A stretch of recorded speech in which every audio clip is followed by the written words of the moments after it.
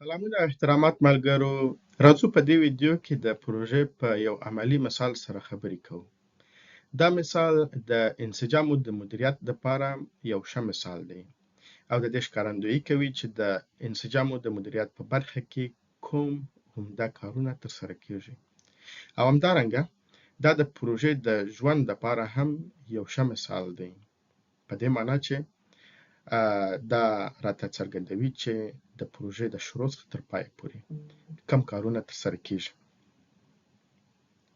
راځو د یو دفتر ساختمان په پام کې نیسو. که چیرې وغوښتل سي چې دغسې یو پروژه تر کار لاندې ونیول سي، په اول قدم کې باید د پروژې ساحه تعریف او وټاکل سي.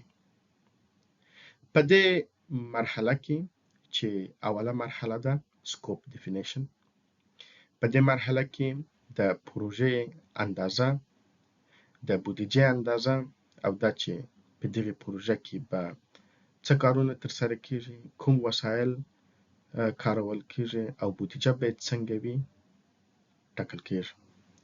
دویمه مرحله د پلانګذاري مرحله ده.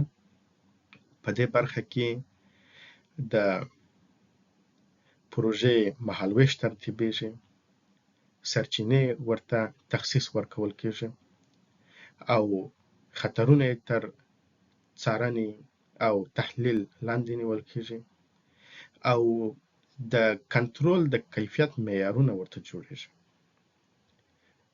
په دریمه مرحله کې چې د پروژې د تطبیق مرحله ده، په دې مرحله کې پروژه عملاً تر تطبیق لاندې نیول کیږي او د پروژې تدارکات تر مدیریت لاندې نیول کیږي او که چیرې په دې مرحله کې څه مشکل رامنځته سي، هغې ته اړینې لارې چارې لټول کیږي.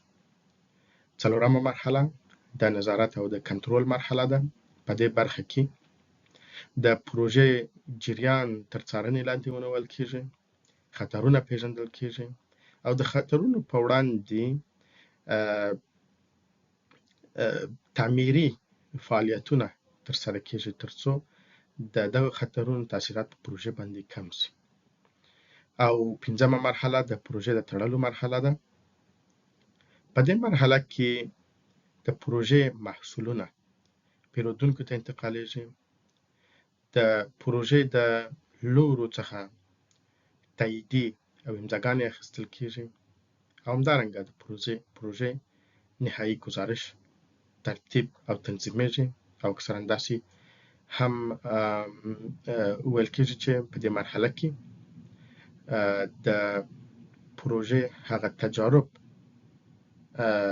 نالج بیسونو ته یا د معلوماتو ډیټابیسونو ته انتقالیږي ترڅو په راتلونکي پروژو کې ورڅخه استفاده وسي. نو په لنډ ډول باندې د پروژې د انسجامو د مدیریت په برخه کې 5 عمده کارونه ترسره کیږي چې هغه عبارت ده پروژې د ساحې تثبیت، د پروژې پلانګذاري، د پروژې تطبیق، نظارت او کنټرول او 5مه د پروژې تړل ترسره کیږي.